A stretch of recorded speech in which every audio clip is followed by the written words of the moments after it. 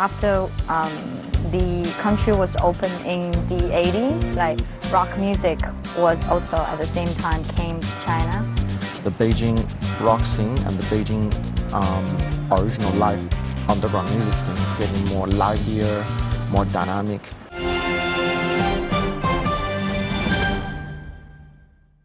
Hello and welcome to Crossover. I'm Yi Shu here in Beijing with Tianran He. Happy to be here, as always. You do such great shows, so, I can't help it. We do great shows. We do, yes, we do. So thank you for being Yes, here. thank so you. Tianran, I'm wondering, when you grew up, what type of music did you...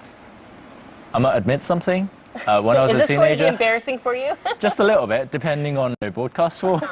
I used to like Rammstein when I was a teenager, so a lot of head bashing. And then kind of moved on to Iron Maiden a little bit. I'm trying to imagine you with long hair. I know. Really, well, I used to have sideburns down to here. You're so kidding. If you can picture it, it was pretty silly. I hope we have a picture of that we could put on the screen. And really bad spiked hair. Saying that. You didn't go through an Elvis phase, did you? No. But you must have. Oh, are you saying I'm that old? You put it on. You just asked me.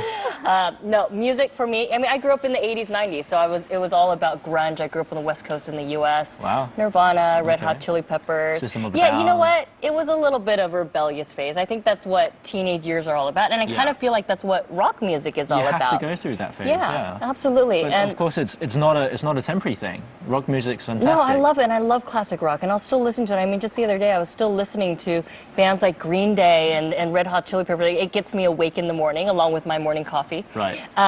But in China, we're going through that phase when it For comes sure. to rock music, too. And we have three guests here who are kind of just really ingrained in the depth of China's rock music. We have Ting Ting, Liz Tang, and Eric.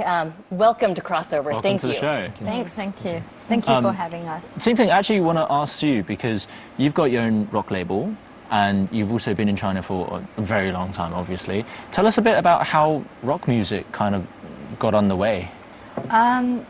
Chinese rock music is growing very fast because after the country was open in the 80s, like rock music was also at the same time came to China, and a few young people got to with rock music, and they loved it, and they started to play rock music. It's like the very first few rock musicians were very famous in maybe the 90s. Who were they? Cui Jian, like Cui Jian and Dou Wei and Tang Dynasty Dynasty. band. How would you Yeah. classify their kind of rock music?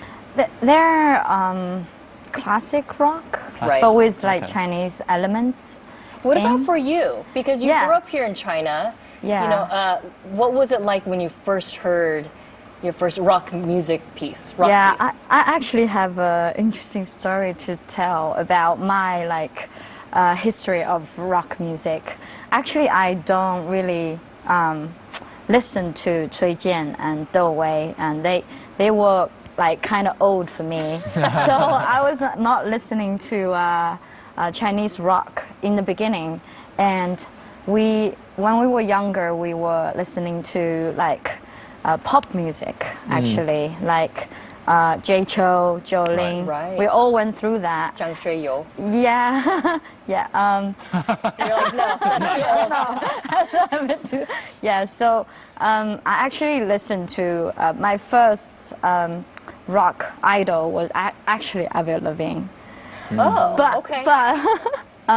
I was on the way to my university in Chengdu, and I met another guy who was talking to me about rock music, and I was like, I like Avril Lavigne, and he's like, no, that's not rock music.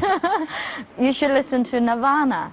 So afterwards, he gave me a CD of put some songs on the CD and gave them to me, and that was the very first time I heard Nirvana, and that was in 2005.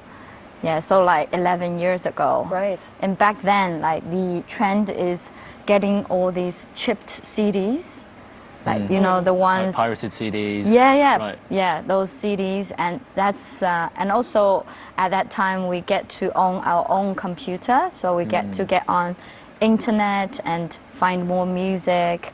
And the first time I went to the rock show was Nirvana's tribute show in Little Bar in Chengdu, and it was very shocking for me to see like rock music on a stage back then, and when I was never been to a bar before. Right. And after that, I started to listen to Chinese rock music, like Hedgehog. Yeah, I'm more like a young Chinese rock fan. Like I listen to more like young Chinese bands like Hedgehog, Pet Conspiracy, and Nova Heart, Snapline. I think these are quite young, which got famous maybe in these 10 years. Right. Yeah. And those are more alongside like the indie kind of alternative rock versus what you were saying before with Cui Jian, like classic rock. Yeah. Right. Yeah, like more indie and more punk. Yep. Or yeah. That sort of spirited. I don't know how to call it spirited music for you. You know, I know you're from the States. You've been in China for quite a number of years. How did you get involved in the Chinese music scene here, and how do you see it developing in the last 5 years? Yeah, so I came here in 2009, right after I graduated from university. And initially I just planned to stay for maybe 6 months or a year.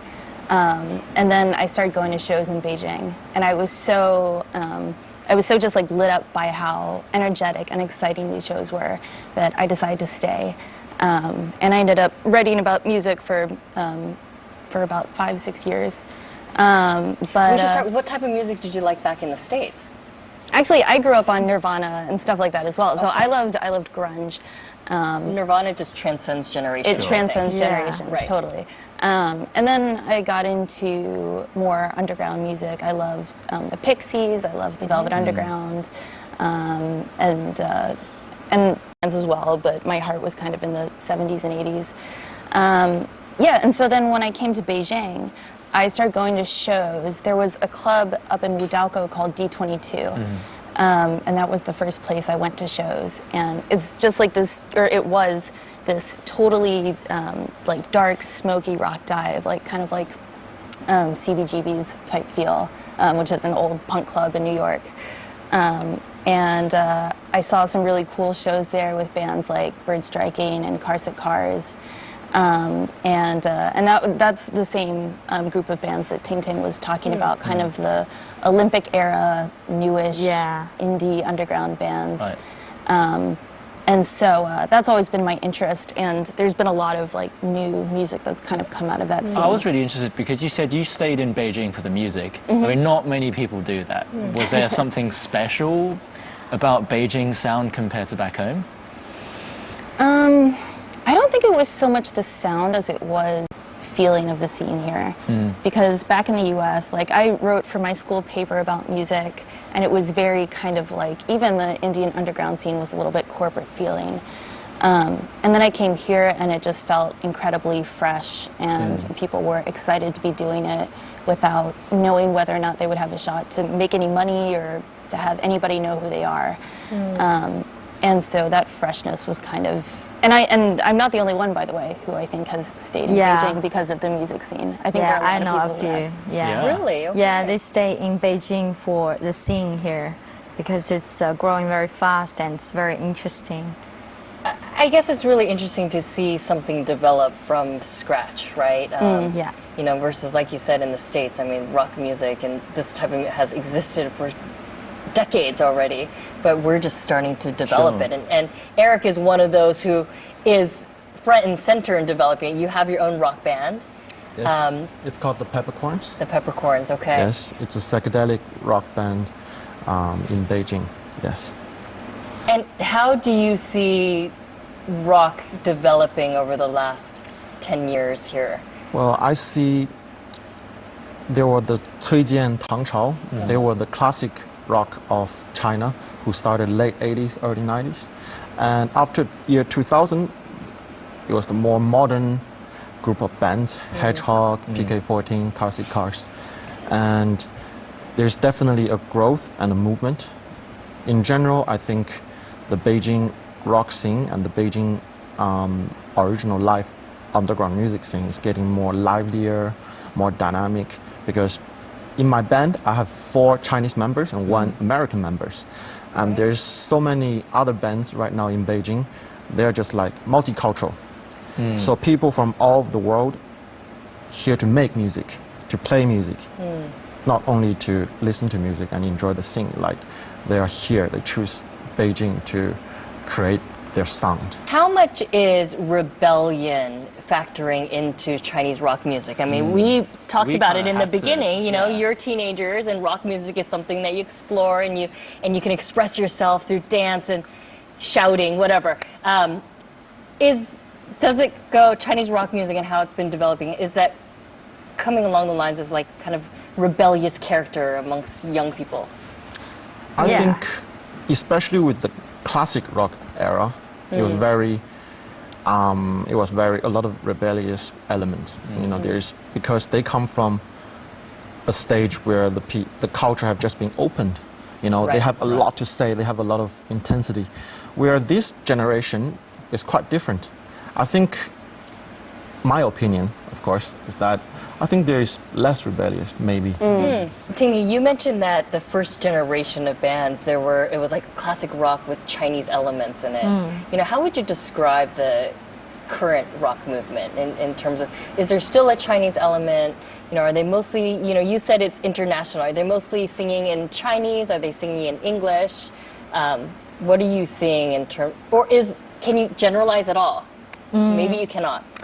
I think nowadays the rock bands in Beijing at the moment are very interesting. It's very like multicultural, like half Chinese, half foreign, and some bands try to put some like Chinese instruments in the band, and which is more interesting, like instruments like erhu, like guzheng,唢呐, and so it has a very pipa. Chinese musical sound, right? And even some foreign artists, foreign musicians, they play Chinese instruments. Oh, cool. Yeah, and it's a really cool sound. I think some critics are being very hard on like Chinese rock bands being too influenced by Western band. But I think it's not true. Like if it's the way they can express themselves better, they choose this way.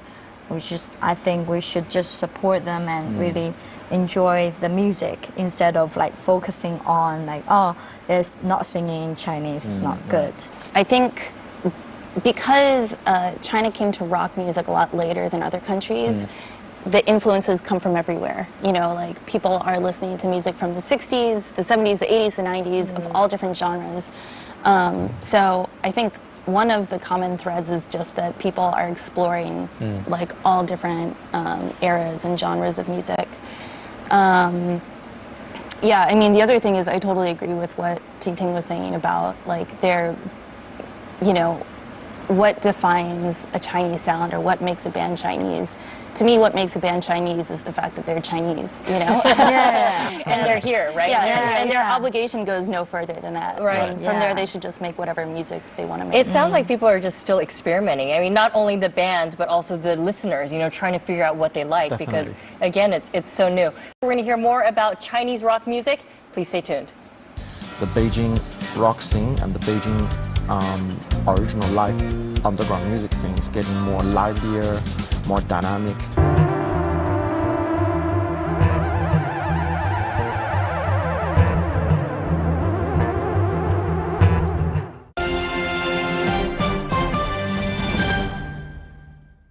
Welcome back.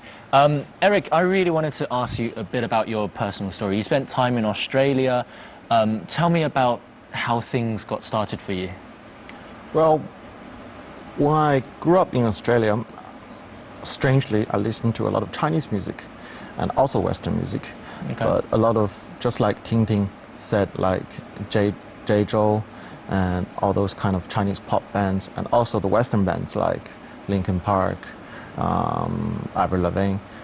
But when I first got into music was from a classmate of mine, a Chinese classmate. He got me into classic Chinese rock, like Hang Chao, Wang Feng, like all those kind of bands. And I just fell in love with music from high school. And then I got into music, like Led Zeppelin, King Crimson, Pink Floyd, all those kind of bands. Yes, I love the 60s and 70s. So, but I never put my mind into seriously making music, but I always played guitar. But one day I felt like, I need to reconnect with China. I feel like, although I love Australia very much, I feel like I need to come back to China. Well, how old were you then? Find myself. I was 24. Okay. Then I still haven't decided to make music, but after I got back to China, the whole music scene was so lively, so dynamic, and one day I just decided that I realized that music is something that I gotta do. Right. I just gotta make my music happen. I find that really interesting. You used music to reconnect with being Chinese after growing up in Australia. Yes, yes. You basically found your niche, your place in Chinese music. Yes.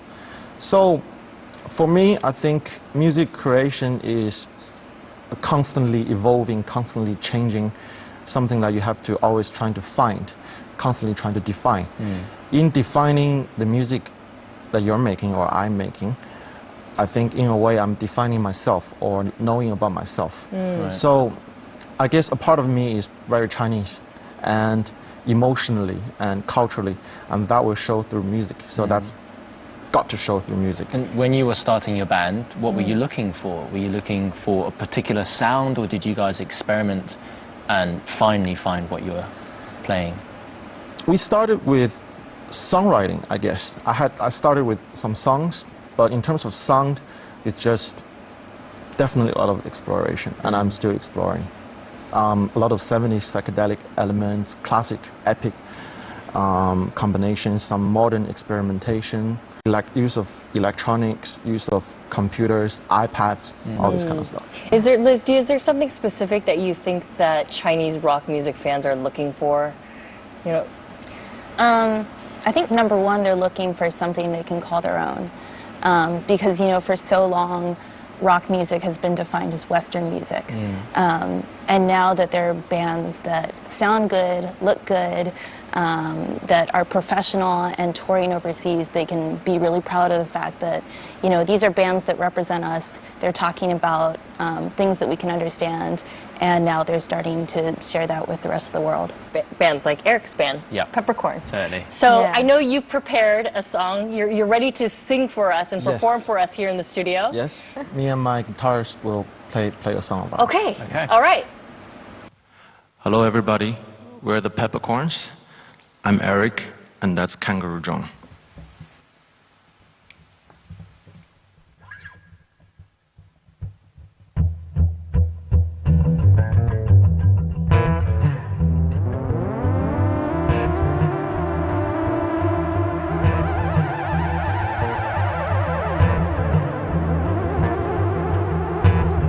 Can you hear the silence in my heart?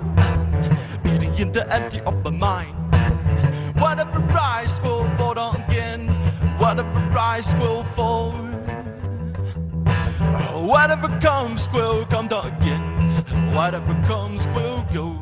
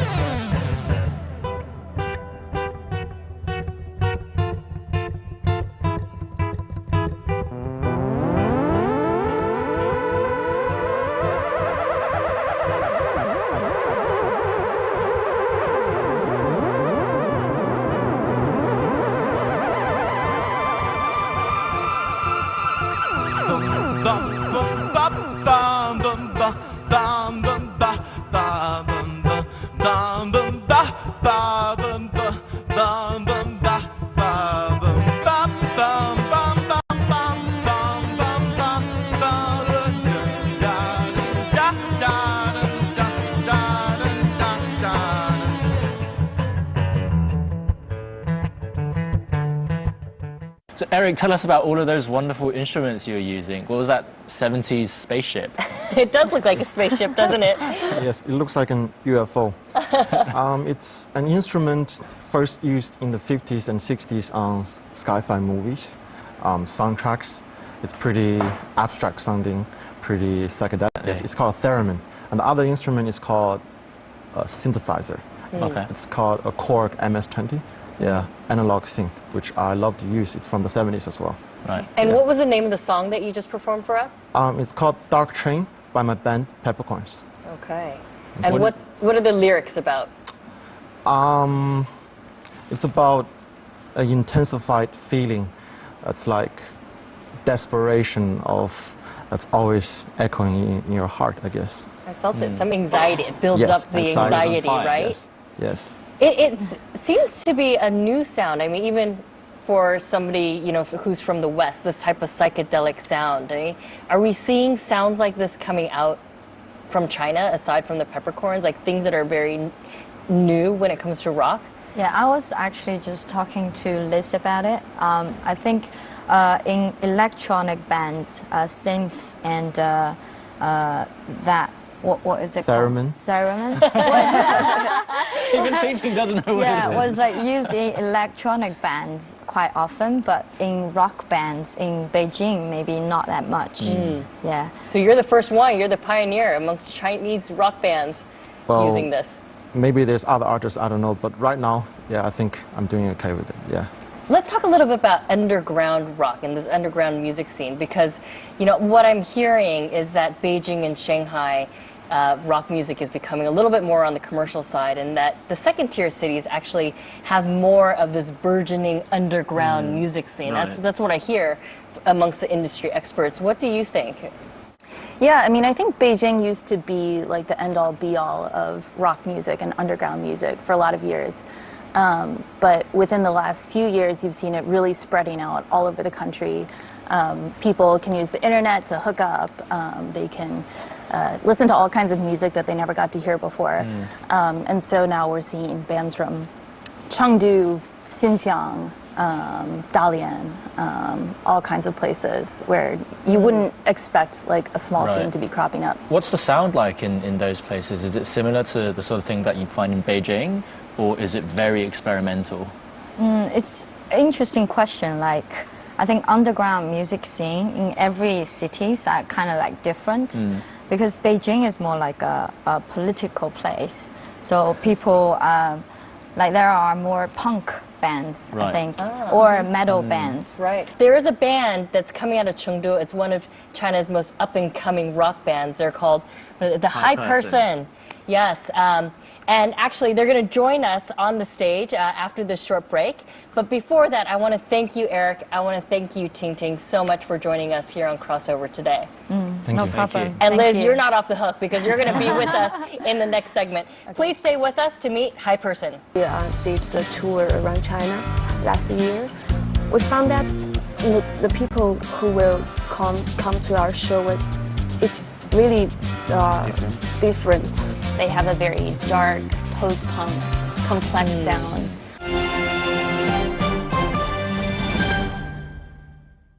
And welcome back to Crossover. So Tianran, myself, and Liz, we're now joined by one of China's most up-and-coming rock bands called High Person. Thank you. Thank you for being here. And you guys have just come over from Chengdu as well, right? Yeah. So you're all from Chengdu. How did you found the band? Actually, in the very beginning, me and Zetong, we are the same college. We are from Sichuan Musical College, and we are the classmate, and also we are the roommate. So, and we have the same taste of music. So, we wanted to play music together. And then we make some demo on computer and software. And then we thought that it was not enough. So we begin to find a singer. And luckily, we met Sejang through a friend. So that's how we gather together. So we have the singer, Sijiang, the two of you are guitarists, Yeah. and the whole band is five. You have 5 members. Yeah. So because we have space constraints, we couldn't have all 5 members on the stage, but we will We will meet see them them later. at the performance later. But you also have a bassist and a drummer. Yeah. Yeah. Okay. Sijiang, he talked about how they were looking for a singer, and you also write the lyrics. Yeah. Where does the inspiration come for those lyrics? Basically, they come from personal experiences, and I'm really easily influenced by visions I see since I'm a painter and I study oil painting. I guess so. And many normal view, just give me so strong impression, and after I see them, I would imagine a lot or think a lot. For example, there's a song called Ducks in our first album, and I wrote it because I saw a scene that there are a bunch of workers who repair the drainage, and they were taking a short break of their work, and they were laughing and chatting, and it was a super hot summer day, and the sun is burning, and after I saw that, I just can't forget it, and I thought a lot about them, so I wrote the song Ducks, and it was about my opinions of their relationship with their work or even the society. So a simple scene, something that you see that's like an everyday scene, Yes, that's causes right. you to really think about the people behind it and maybe what their life is like. Yeah. Really interesting. Liz, when did you first meet or hear about High Person? Oh gosh, well I guess it was around the time their first album came out, and there was buzz like everywhere around. Everybody's like, have you heard of this new band from Chengdu? They're so good. And this was just at a time when people were like, oh, there are bands outside Beijing that are good, so they, I guess this must have been before the album came out, because I think you guys came to Beijing to record the album yes. with Yang Haisong from PK14. So I interviewed them outside of a club that is now sadly no longer around. But I was very impressed with their sound and how mature they sound. Did you describe their sound? Oh gosh, well, a lot of people have compared them to PK14 actually, which I'm sure they must get really sick of. I'm sure you don't like. Do you like that? Of course not. Yeah, of course, yeah. But I mean, it's a compliment. It's not like, as in like they're copying PK14. It's more like they have a very dark, post-punk, complex sound, and the lyrics are very observational and poetic, kind of like PK14. So it's a dark experience listening to their music, but it's really cool. Insightful and profound. Yeah. Do you find that the people who listen to your songs are also kind of looking for that really dark experience? What kind of people listen to your music? That is a very good question, because we never thought of who would come to see our show or who will listen to our music. But after we did the tour around China last year, we found that the people who will come to our show, it really different. In what way? All different kind of people. Yeah, we first thought maybe rock kids will come to our show, but there are many people from different background, like people who work in office, and that's a surprise. It was a big surprise, right? Yeah. So and you've I love somehow that. connected to many different types of Yes, people. yes. Yeah. That's interesting. And many different age groups too? Yes. Yeah, Yes. of course. Okay. So when it comes to musical influence, do you feel like you derive most of your influence from other Chinese bands or Western bands to create your sound? There are more Western bands, I guess, because there are more Western bands in the world. Right. We love Fugazi from the States, because they influence us in a way that by their philosophy of doing things, and that was strong. And there is Sonic Youth, whose music influenced us a lot, and also Joy Division, who makes us want to be in a band. Yeah. So tell me about, all of you are from Chengdu. Can you tell me a little bit about the Chengdu music scene? Okay. There is music college in Chengdu, as you know, Sichuan. Yeah. Sichuan. That's where you met. Yeah. Right. Sichuan Music College is different other Music college in China.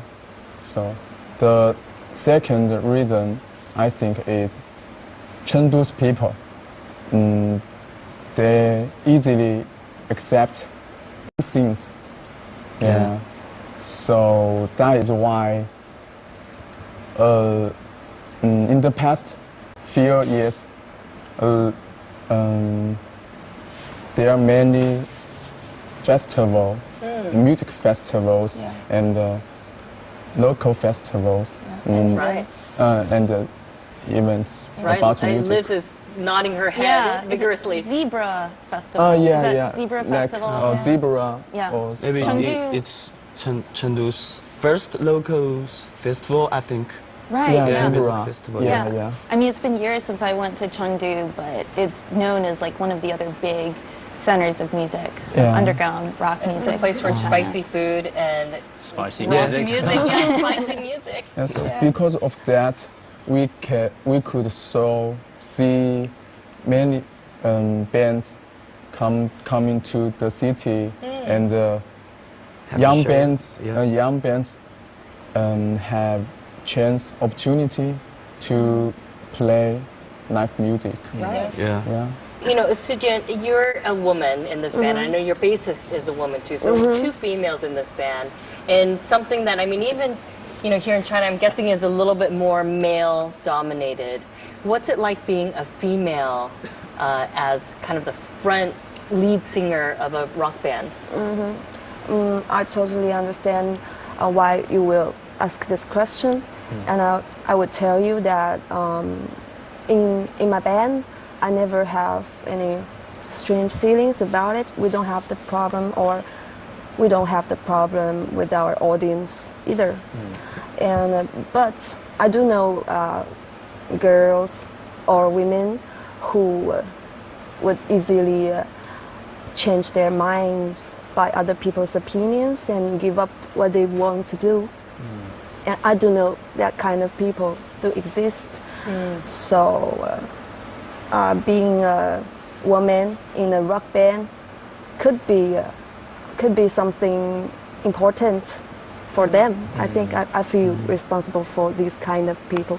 Maybe it could be encouragement for them, or a chance to push the society to be more tolerant towards those who have different lifestyle like this. Liz, I want to ask, in Beijing, do you see many female-led rock bands? Actually, the strange thing is, I think we've been seeing less and less over the past 5, 6, 7 years. Right. Yeah, it's really weird. Around 2008, you had bands like Hedgehog, 24 Hours, Are Self Beside Me, and they were doing really cool stuff. And I think at that point, there was just so much camaraderie that everything was so open that it just seemed normal for women to be a part of that scene. I think as the scene has developed more, it's become a bit more set in its ways and a little bit more maybe corporate and male dominated, which is why it was really cool. Like, that was, I think, one thing that people were excited about when High Person started playing, is that their lead singer was a woman, and a woman who was like one of the better, singers in a rock band around China. So what's the future for your band? What's next? I know there's a new album coming up. We are planning more shows this year, and we're planning a tour. We want to do a tour in Let's go watch. Europe. Yeah. Yeah. in Europe. Yeah, we want to do that maybe in autumn. I don't know yet. And now we are preparing our new album, our second album, and it will be different from the first one, and more powerful, more straight, and yeah. And I know, they're prepared to sing a song for us today. Yes. Yeah. Very Yeah? lucky today. Oh, we're so lucky. So awesome. I know. All right, well, after this short break, we're going to hear Hi Person. Stay tuned. 我们的歌谣。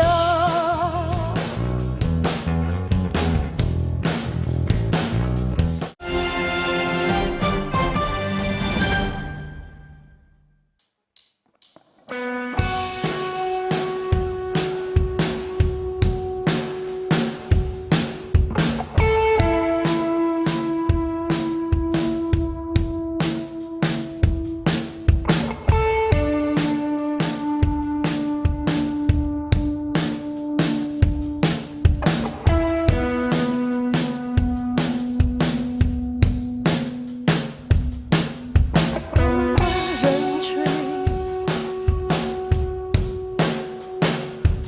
有血肉和商品相互摩擦，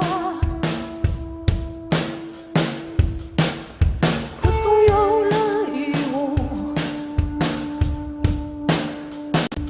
我们的创造开始了。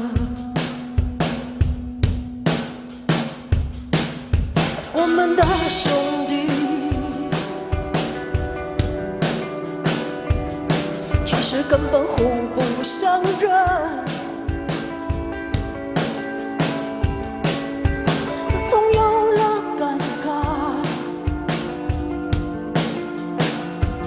我们的友谊开始了吗？各自怀着各自的心事，各自握着各自的苹果，各自怀着各自的心事，各自握着各自的苹果。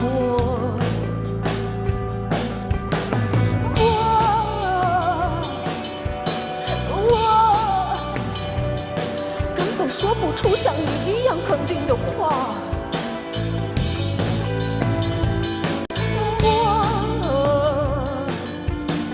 我削掉了自己的头，把它绑在胸口。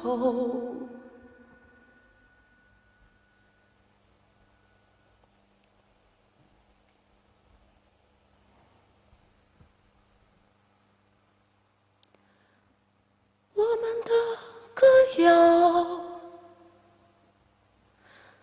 在大太阳下站不住脚，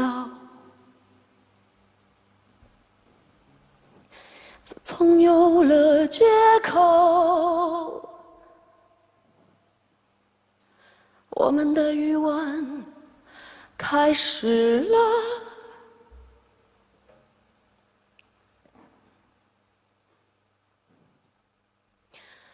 我们的歌谣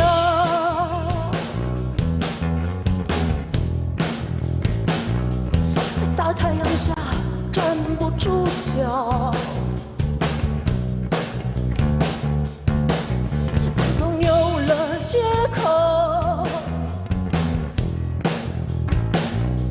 我们的余温开始了。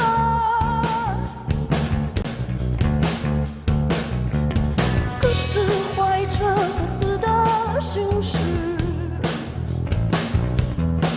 你们各自握着各自的苹果，各自怀着各自的心事，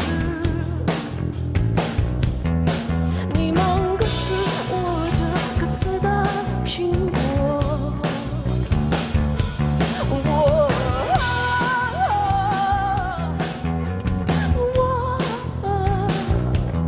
根本说不出像你一样肯定的话。我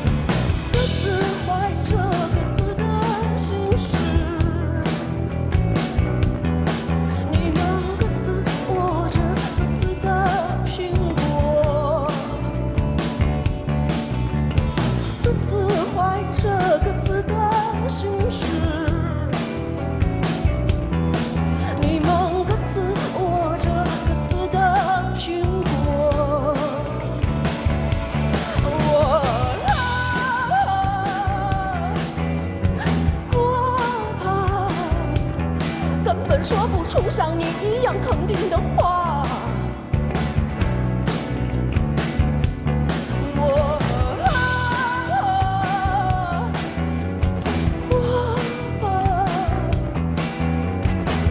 烧掉了自己的头，把它放在胸口。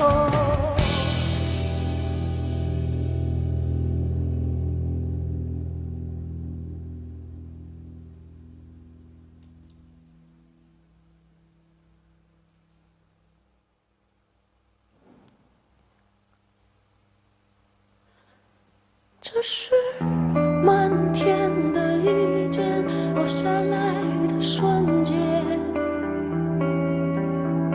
你早就站到了漩涡的中间。这是漫天的一件落下来的瞬间，你早就站到了漩涡的中间。